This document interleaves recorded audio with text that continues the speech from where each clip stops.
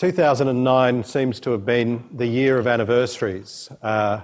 We had the anniversary of the creation of the People's Republic of China, the anniversary of the outbreak of the Second World War, the anniversary of the Tiananmen Square massacre, and of course the 20th anniversary of the fall of the Berlin Wall. Mark Thirlwell, the director of the International Economy Program at the Lowy Institute, also calls 2009 the birth of the new global economy. He suggests that, or he will suggest, that there were some significant discontinuities that came after 1989 that have very much shaped the world in which we live today. And of course, the intervening 20 years has been full of the ups and downs. Of course, we had the technology boom, we had the dot-com crash, the Asian financial crisis, and the launch of the euro, the creation of the WTO, and of course, the huge one, the global financial crisis of 2008-2009. Mark is probably known to a lot of you. He is the Program Director of the International Economy Program here at the Lowy Institute. He is a graduate in economics from Cambridge University, and he has an MPhil in economics from the University of Oxford, and also a postgraduate qualification from Macquarie University. Before joining the Lowy Institute, Mark was a senior economist specialising in emerging economies with the Australian Export Finance and Insurance Corporation. Mark, we look forward to hearing what you have to say today.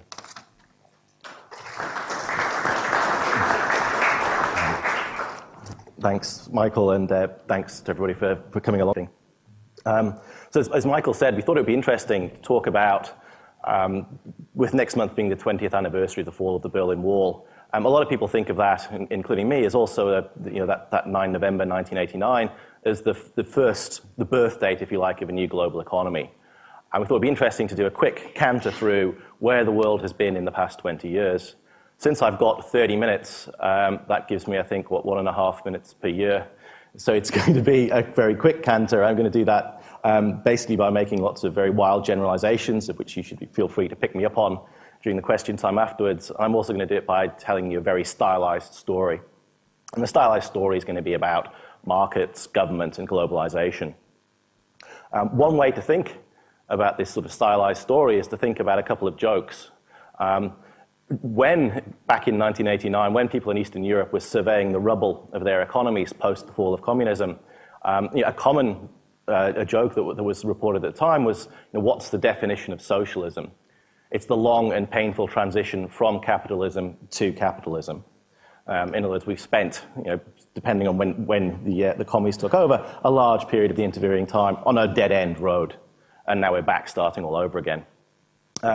In a couple of the same countries earlier this year, a new variant of the joke was starting to be heard. And this was, what's the difference between communism and capitalism?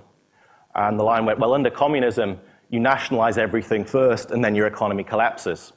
Under capitalism, you do it the other way around. It's not quite the case, as I will argue later, that we've come full circle. In fact, we certainly haven't. But there are sort of an interesting mix. If you think about where we were in 1989, the story I'll tell is one of the triumph of markets, the sense that the failure of the idea that you can get the state to efficiently run your economy, and the birth of what was in the 90s, and then also in the current decade, the birth of globalization. If you think about where we've been over the last few years, we've seen the return of the state, big examples of what a lot of people would see as large market failure, and a short, sharp burst of deglobalization when you look at what's happened to trade and to international financial flows. So interesting things have happened in that 20-year period.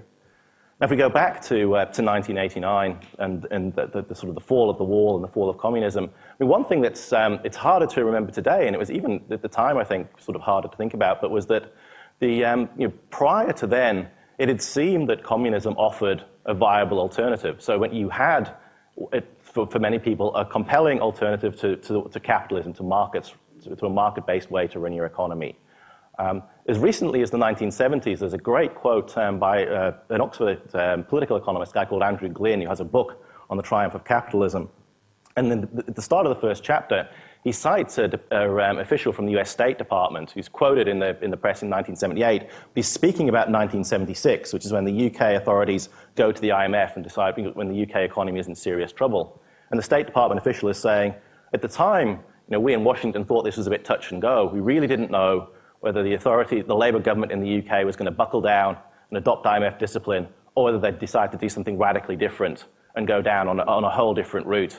And what we worried about then, he says, is that if the UK went down that way, the Italians would follow, and then the French, and then, quote, the whole thing could fall apart, unquote. So in that sense, even as recently as the 1970s, it was sort of the intensity of competition between the two systems. Of course, as we now know with the benefit of hindsight, that even in the 1970s, the best days of the communist model were already long behind them. And the system, it turned out, was very good at delivering what's called extensive growth. Basically, you throw large amounts of capital and large amounts of labor at your economy and get growth out of it that way. And that worked pretty well from the end of the Second World War through the 1950s. But it probably peaked sometime in the 1960s. People still argue about the numbers. But certainly by the 1970s, the system was in trouble. It was just that because we were also going through in the developed world at that time, two major oil spikes, a big stagflation and a big slowdown in developed rich world productivity, that the people were so focused, I think, on their own problems that there wasn't that much of a focus on what was going wrong elsewhere. But between 1989 and 1991, when you start off with the collapse of the Berlin Wall and you end with the dissolution in December 1991 of the Soviet Union, it becomes clear that the race between communism and capitalism is over, and that there's been one very clear and very decisive victor. Once we get to look behind the wall and go through the economic statistics, we realize that the alternative system just didn't work. It fundamentally failed to deliver. This is powerful. It's a powerful result, and it's a powerful message, not least because one of the things that we get to do, and it's very rare, is we get to run this series of natural experiments where we split up countries in effect.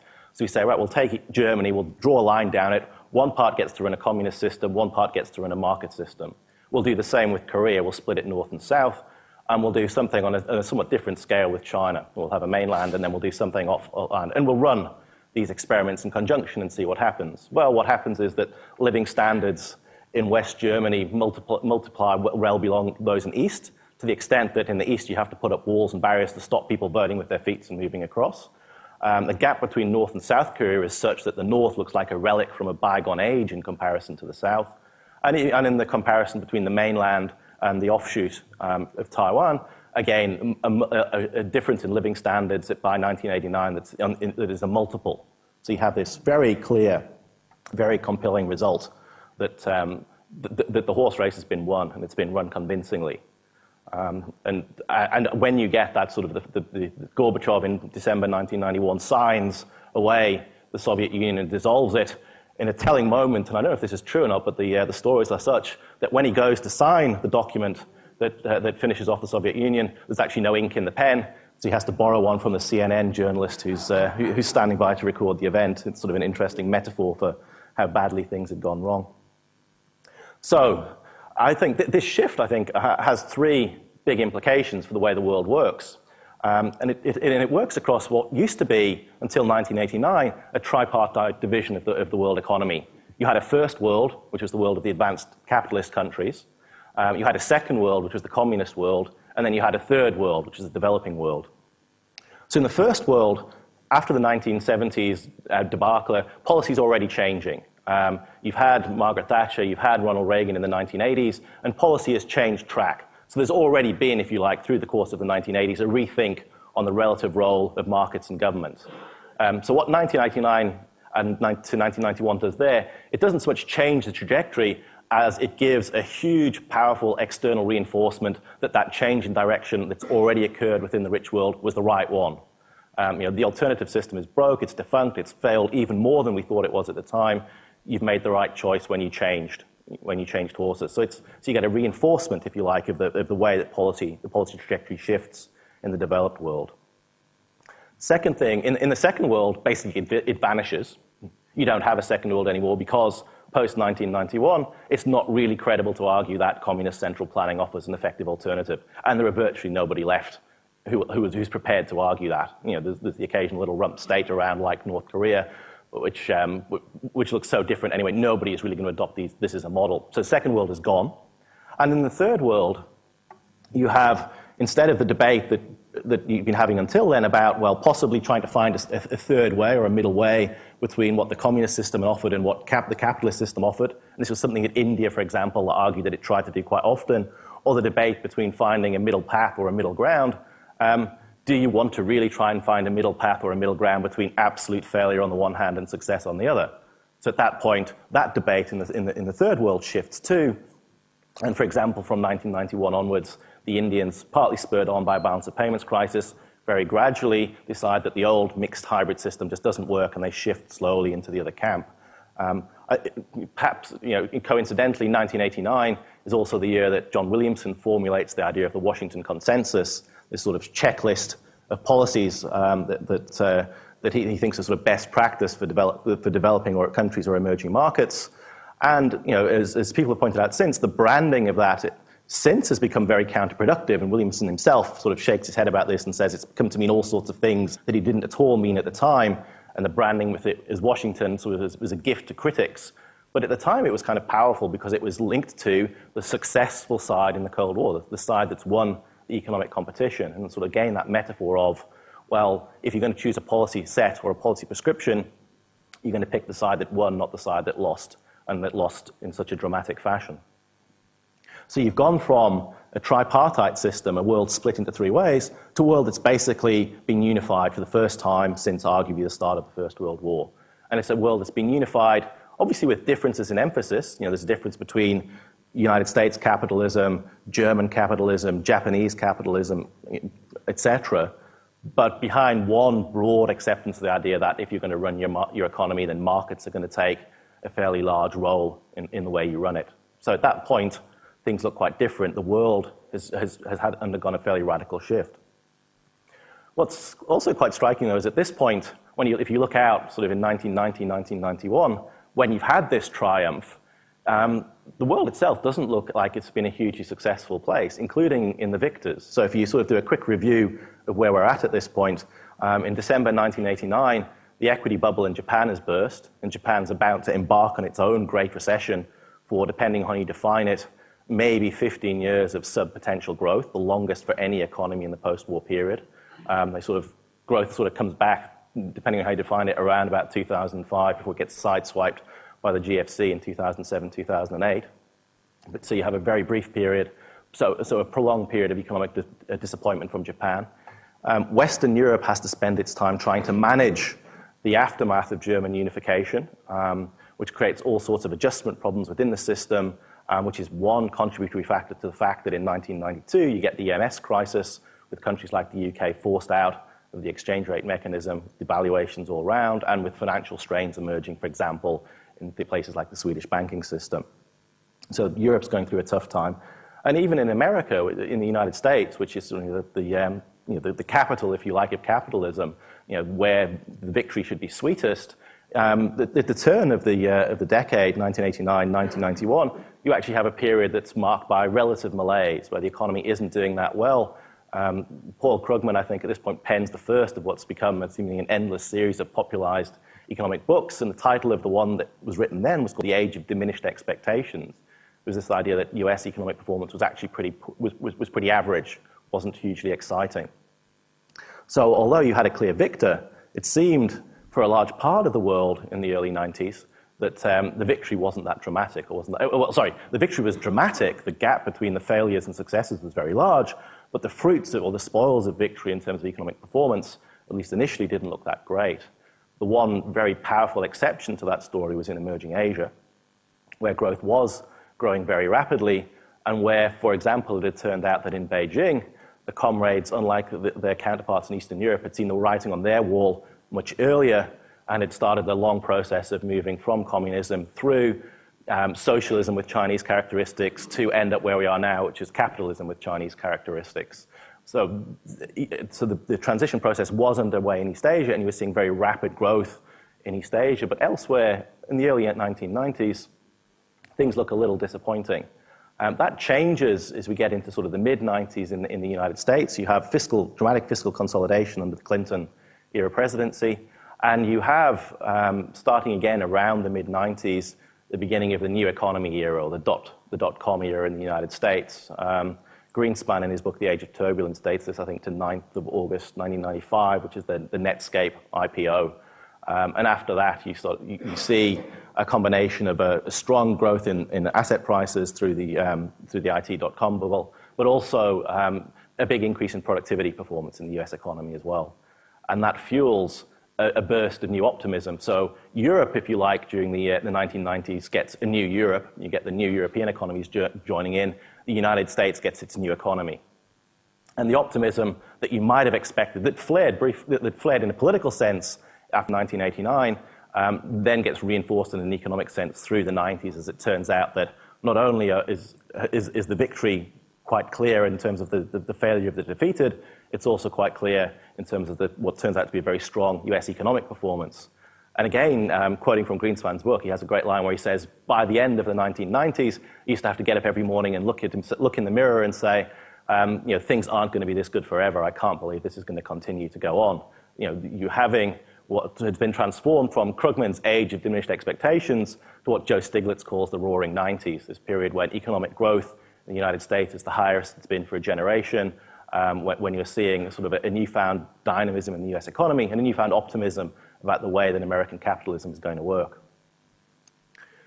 This shift in US optimism is occurring against the backdrop of the development of globalization at an international level. And this globalization is taking, I guess, two big forms. One is on the trade or production side, so you have the globalization or the internationalization of production, and one is on the financial side, when you switch to sort of international or global financial capitalism. Both of them are driven by very similar factors. They're driven by, again, in a post-1989 world, liberalization and deregulation set in. They set in at varying paces across different economies, but it's not just the countries of the rich developed world that are doing this now. It's developing countries, it's parts of the former Soviet Union. The barriers are coming down, trade liberalization, financial liberalization, market deregulation is underway. And that's being married with the information and communications technology revolution. The phrase that was bandied around a lot in the mid to late 90s was this idea of the death of distance, the idea that communications technology was revolutionizing the relations between states and between economies. Stitching these two things together on the trade and production front, it gives you what's been called the emergence of international supply chains, or the so-called globalization of production, or the vertical fragmentation of trade. Basically, countries start to be able to specialize in the production of individual parts and components of goods based on their own comparative advantage. And the kind of stories that people have told about this are now classic. It's the sort of the story about an iPod or a Barbie or a laptop where various components are made in various different countries, depending on their wage structure and their comparative advantage, bolted together and sold on to a final consumer. So you have that happening on the production side. At the same time, on the financial side, you have, again, deregulation and IT producing dramatic financial innovation, and a process where you're starting to see, and you shouldn't exaggerate this too much, but you're starting to see the merging of national financial markets into an international financial market. Now, there are still barriers between them, and there's still, for example, a lot of home bias in terms of people's portfolios. There are still countries that will maintain capital controls or restrictions on those flows. But as a trend development, it's pretty clear through the 90s, beginning in the mid-90s and on towards the end of the decade, you're moving to something that increasingly looks like it's approaching a global financial market. It's not there, still barriers, but it's something that looks very different to the world that was prevailing before 1989, and certainly the world that was prevailing before the start of the 1980s. So you have financial globalization plus real economy globalization running together hand in hand. The one impact of this financial globalization, though, is that you start to see a world economy that's also marked by international financial crises. Now, we've had warning signs of this already, that financial deregulation is a two-edged sword. We had the deregulation in the US had been followed by the savings and loans crisis in 1989. We'd seen the LBO bubble burst in the United States, and we'd also seen countries, US banks still suffering the lagged effects from loans to Latin America and to Eastern Europe in the 1980s. So we'd seen that deregulation had some costs, but in the 1990s, you see a big wave of private capital flowing from the developed world into the developing world. Between 1990 and 1995, the share of global portfolio investment in emerging markets rises from about 2% in the start of the decade to about 30% of the total by the mid-1990s. You get another big swing in foreign direct investment flows, which are linked to the globalization of production that happens at the same time. So you get a big wave of capital being mediated out of the developed world into the developing world through this new emerging globalized financial system. This brings with it lots of opportunities for developing countries, but it brings with them challenges too. We get the first warning signals in 1994, 95, when we have the Mexican crisis, the tequila crisis, and then we get the biggie in 97 and 98 with the Asian financial crisis, followed by Russia's default and the near collapse of long-term capital management. So we start to see through the 1990s that the benefits of financial globalization carry with them fairly significant risks.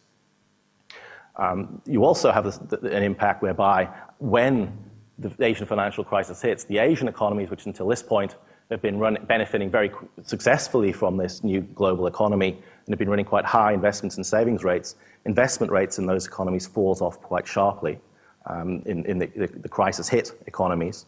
You also see a search for, or a rethink on the part of private capital, which had been thinking that emerging markets for the future to look for somewhere a bit safer at home. At this point, you've still got a productivity boom going on in the United States. You still have the elevation of the US share market led by the IT stocks. So you get a wave of money flowing back in to the United States, which further inflates the new economy boom. And you get what we know all now recognize as the dot-com bubble, which bursts around about 2000. So at this point, policymakers in the United States decide that what they will have to do is respond to this rapidly deflating bubble, and they cut interest rates very sharply. And you get between 2001 and 2004 a sharp series of interest rate reductions by the Greenspan Fed, which brings the Fed funds policy rate down to about 1%. So you get very low interest rates in the States. This is happening at a time when Japan is still mired in its Great Recession. So policy rates in Japan are still locked in very low levels. So you have a situation on the global economy where you have very low policy rates. Second thing that's going on at the same time is while the Asian financial crisis countries have been suffering badly in the aftermath of 97, 98, the other big emerging Asian player, which is China, has come through relatively unscathed and is starting to go from strength to strength. The globalization of production in particular has played very nicely into China's economic strengths. It has a huge supply of relatively cheap, relatively well-educated labor that it can deploy in global markets, and it has the ability to leverage off those to deliver very rapid economic growth. So China's economic takeoff starts to kick in at the same period as you're running through this period of sort of lackluster response in the developed world. That means that you get another boost you get a boost to imbalances in the way the world economy is working at this point. So you have a developed world where people see growth as looking a little bit disappointing, where monetary policy is very easy, and you have, led by China, parts of the developing world where people have decided that growth looks like it's about to take off, or in the Chinese case, has taken off again. And this is sort of the antecedents of what people started to talk about is later on as a decoupling debate. The idea that you're going to have quite differential performance between developed and developing countries, between people who are doing well. You also start at this point to see the way that the global financial capitalism works starts to change. So while the story of the 1990s had been of the ability of these new markets to shunt money from the developed world to the developing world, you get a second wave of that in the current decade in 2000, but you also get a process whereby you've had a sharp increase in availability of savings in the developing world. If you look at the developing savings rates go up by about 10 percentage points between 2001 and 2007, and the financial system, this global financial system, starts to funnel this money back in to the developed world. So you have a shift in global savings. And this is the point where the world economy starts to be characterized, what people start to describe as global economic imbalances, or what other people describe as a Bretton Woods II system. The idea that you have a system of effectively vendor finance. Developing countries, led by China, have become very productive in this new globalization of production. They want to sell their goods into developed country markets. In order to make that process work effectively, they lend the developing country markets the money to buy the goods. So you have big financial outflows from markets led by China into developed world stock markets, share markets, and particular bond markets. So you start to see the emergence of the imbalances which will contribute to the global financial crisis as a result of the emergence of this system. The second thing that's going on at this point is that because you've had, first of all, policy rates in the rich world, as I said, have been pushed down to very low levels. So the Fed is sitting at 1%, Japan is sitting at close to zero, or it's zero interest rate policy, or it's moving around. Because you also have this big supply of global savings being pumped back into the economy too, long-term rates, long-term yields are also being pushed down. So Western financial institutions find themselves in a situation where it's actually starting to get very hard to get yield. It's very hard to generate significant positive returns. And they're finding themselves in that situation, again, in a backdrop of fairly intense financial market competition. It's now global financial markets where you have competition across countries and across institutions. So there's a push in this environment to try and find yield, to try and find return. There are two ways you can do this. One is to take on more risk, and the second way is to take on more leverage to magnify the return when you do take on that risk. And the developed world's financial system, led by the United States, opts to do both things. It opts to take on more risk, and it does this through the creation of complicated structured products using tools like securitization, and it then leverages the risk that it's taken on quite dramatically. Now, this actually, in an environment at this point, it's an interesting bet to take. It's an interesting bet to take for a couple of reasons. One is because the world economy has, after this period of volatility through the 90s, settled down into what a lot of people think is a period of stability, and what people hope will be a period of prolonged stability. It's a period called the Great Moderation. The idea that economic volatility has declined a lot, that policymakers in the developed world have solved the problem of business cycles, if you like, and that the risk of large and nasty and unpleasant shocks has been reduced quite sharply. So in this environment, if you are going to take punts, it's the sort of environment that does encourage you to take punts on risk. It's the sort of environment that encourages you that you can maybe take a gamble on running up leverage. So financial markets decide that this will be the thing that they do. They also, of course, have there are other issues that factor in here. There are skewed incentives. The so-called moral hazard problem, which is that if things go badly wrong, then the state might decide to bail you out, or which has also been described as the IBG or the I'll be gone model, which is even if you take big bets, as long as it pays off in time and it doesn't go wrong before you've left the company or moved on to your next job, you'll be safe, so it's worth. So you have skewed incentives that way.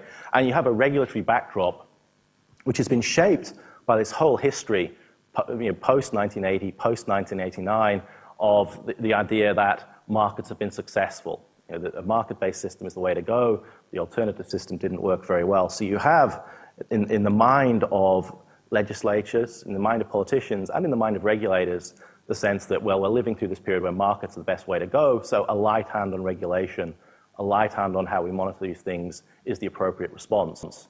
So if they're taking on lots of risk, if they're taking on lots of leverage, well, it's presumably because they actually know what they're doing. It's a smart, these are smart people. We've had it demonstrated over the last 20 years or so that this is how economies should be run. So let's try and run with this forward. So we'll let that go, and we'll see where it ends up. So you get this build-up on the international side of imbalances of current account deficits and surpluses reflected by these underlying trends in savings rates. And you also get at the same time this story of imbalances within financial systems, and particularly within the financial systems of the developed world. And these imbalances start to build up.